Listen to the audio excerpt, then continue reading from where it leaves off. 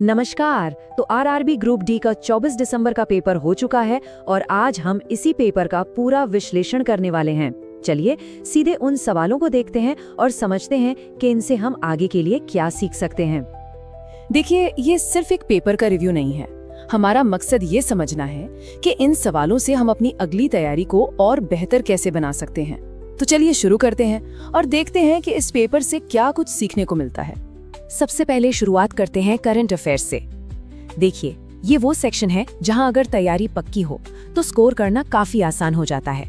चलिए कुछ सीधे सवालों पर नजर डालते हैं जो पूछे गए। पहला सवाल था 2025 के अंतर्राष्ट्रीय योग दिवस की थीम के बारे में, जिसका जवाब है yoga for one earth one health. फिर इंटरनेशनल बिग कैट अलायंस का हेडक्वार्टर पूछा गया, जो कि नई दिल्ली में है। अगला सवाल 2025 की वर्ल्ड एक्वेटिक्स चैंपियनशिप कौन होस्ट करेगा? जवाब है सिंगापुर। एक और सवाल था ऑपरेशन ब्रह्मा को लेकर, जो म्यांमार में भूकंप के बाद भारत की तरफ से मदद के लिए चलाया गया था। और हाँ, MIST स्कीम का फुल फॉर्म भी पूछा गया था, जो है mangrove initiative for shoreline habitats and tangible incomes. अब बात करते हैं कुछ मशहूर हस्तियों और उनके सम्मान की। हॉकी के शानदार गोलकीपर PR श्रीजेश को पद्म भूषण से सम्मानित किया गया। प्रधानमंत्री नरेंद्र मोदी को साइप्रस का सर्वोच्च नागरिक सम्मान मिला। जैवलिन थ्रो में सचिन यादव ने नेशनल गेम्स में एक नया रिकॉर्ड बना दिया। और F1 की दुनिया से सेबेस्टियन वेटल का वो कमाल का रिकॉर्ड, लगातार 3 वर्ल्ड चैंपियनशिप जीतने वाले सबसे युवा ड्राइवर, वो आज भी कायम है। चलिए अब सब्जेक्ट बदलते हैं और आते हैं फिजिक्स पर। इस सेक्शन में ये देखने को मिला कि सवाल सिर्फ किताबी नहीं थे, बल्कि ये परखा जा रहा था कि आप बेसिक लॉज को रियल लाइफ में कैसे अप्लाई करते हैं। और देखिए, Newton's third law of motion से एक सीधा साधा सवाल आया। हर क्रिया की एक बराबर और उल्टी प्रतिक्रिया होती है ना? ये एक ऐसा लॉ है जो हमारी डेली लाइफ में हर जगह दिखता है। अब इसे सिंपल एग्जाम्पल से समझते हैं, जैसे हमारा चलना। जब हम चलते हैं तो हम जमीन को पीछे की ओर धकेलते हैं, ये हुआ एक्शन, और जमीन हमें आगे की ओर धकेलती है, ये है रिएक्शन। रॉकेट भी तो इसी प्रिंसिपल पर उड़ता है। और सबसे इम्पोर्टेंट बात क्या है, वो ये है कि ये फोर्सेस हमेशा 2 अलग अलग चीजों पर लगते हैं। फिजिक्स में एक न्यूमेरिकल भी था। सवाल ये था कि एक इलेक्ट्रिकल अप्लायंस 220 वोल्ट पर 11 किलोवाट के पावर इस्तेमाल करता है, तो उसमें करंट कितना होगा? चलिए इसको फटाफट सॉल्व करते हैं। तो हमारे पास क्या क्या है? पावर है 11 किलोवाट, मतलब 11,000 वॉट्स, और वोल्टेज है 220 वोल्ट्स। फॉर्मूला तो बिल्कुल स्ट्रेट है। करंट निकालने के लिए पावर को वोल्टेज से डिवाइड करना है।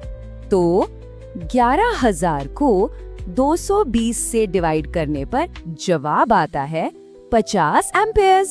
सिंपल था, है ना? फिजिक्स से एक और टॉपिक था विजन डिफेक्ट्स का, हाइपरमेट्रोपिया, जिसे फार साइटेडनेस भी कहते हैं। इसमें क्या होता है, दूर का तो साफ दिखता है पर पास का नहीं। और करेक्शन, कॉन्वेक्स लेंस।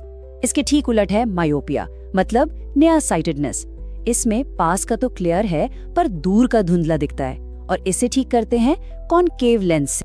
अच्छा, कॉनकेव मिरर के यूजेस से भी सवाल बना, और इसके यूजेस तो बहुत कॉमन है, जैसे शेविंग मिरर्स, गाड़ियों की हेडलाइट्स और टॉर्चेस में, यहाँ तक कि डेंटिस्ट भी इसका इस्तेमाल करते हैं। सोलर फर्नेसेस में भी यही लगता है। फिजिक्स के बाद अब बारी है केमिस्ट्री की। देखते हैं यहाँ से क्या सवाल पूछे गए थे, खास तौर पे रिएक्शंस और केमिकल चेंजेस से। ये तो केमिस्ट्री का एक क्लासिक एक्सपेरिमेंट वाला सवाल है, जो रिएक्टिविटी सीरीज की अंडरस्टैंडिंग को टेस्ट करता है। सवाल ये था कि जब एक लोहे की कील को नीले रंग के कॉपर सल्फेट सॉल्यूशन में डालते हैं तो क्या होता है? देखिए, होता ये है कि आयरन जो है वो कॉपर से ज्यादा रिएक्टिव है, तो वो कॉपर को उसकी जगह से डिस्प्लेस कर देता है, और इसका नतीजा, वो जो नीला सॉल्यूशन था वो धीरे धीरे फीका होकर हल्का हरा बन जाता है, क्योंकि अब वो आयरन सल्फेट बन गया है, और उस लोहे की कील पर कॉपर की एक ब्राउनिश लेयर जम जाती है। एक और कॉन्सेप्ट पर सवाल था सैचुरेटेड हाइड्रोकार्बन्स। ये क्या होते हैं? बहुत सिंपल है, ये वो हाइड्रोकार्बन्स हैं जिनमें कार्बन आइटम्स के बीच सिर्फ सिंगल कोवेलेंट बॉन्ड्स होते हैं। बस इतनी सी बात है। और अब साइंस के आखिरी हिस्से पर आते हैं, बायोलॉजी। यहाँ सेल से लेकर ह्यूमन एनाटॉमी तक के टॉपिक्स कवर हुए। एक बिल्कुल डायरेक्ट सवाल था, सेल सैप क्या होता है? तो ये प्लांट सेल के वैक्यूल के अंदर का वाटरी फ्लूइड है। इसमें पानी, शुगर, सॉल्ट्स और कुछ वेस्ट प्रोडक्ट्स भी होते हैं। एक सवाल ये भी था कि एक नॉर्मल कंपाउंड माइक्रोस्कोप से सेल में क्या-क्या दिखता है। तो आप मेन 3 चीजें देख सकते हैं। सबसे बाहर सेल मेम्ब्रेन या वॉल, फिर बीच में न्यूक्लियस और सेल को भरने वाला जेली जैसा साइटोप्लाज्म। हाँ, ये याद रखना है कि माइटोकॉन्ड्रिया जैसे छोटे ऑर्गेनेल्स साफ नहीं दिख। बायोलॉजी से एक बहुत ही प्रैक्टिकल हेल्थ से जुड़ा सवाल था। सवाल यह है कि वॉमिटिंग के बाद डॉक्टर्स तुरंत पानी से मुंह धोने की सलाह क्यों देते हैं? इसके पीछे साइंस क्या है? वजह बहुत सिंपल है लेकिन इम्पोर्टेंट है। हमारे पेट में जो पावरफुल हाइड्रोक्लोरिक एसिड होता है वो मुंह में आ जाता है और ये एसिड हमारे दांतों के इनामल के लिए बहुत नुकसानदायक है। तो पानी से कुल्ला करने से वो एसिड न्यूट्रलाइज हो जाता है और हमारे दांत बच जाते हैं। तो इस पूरे एनालिसिस से हम क्या सीख सकते हैं? वो कौन से की टेकअवेज हैं जो अगली तैयारी में काम आएंगे? चलिए फटाफट देख लेते हैं। तो देखिए, कुछ टॉपिक्स बार पूछे जा रहे हैं। फिजिक्स में न्यूटन्स लॉज, लेंस और मिरर के एप्लीकेशंस और बेसिक इलेक्ट्रिसिटी के सवाल। केमिस्ट्री में रिएक्टिविटी सीरीज और हाइड्रोकार्बन्स। बायोलॉजी में सेल स्ट्रक्चर और ह्यूमन हेल्थ।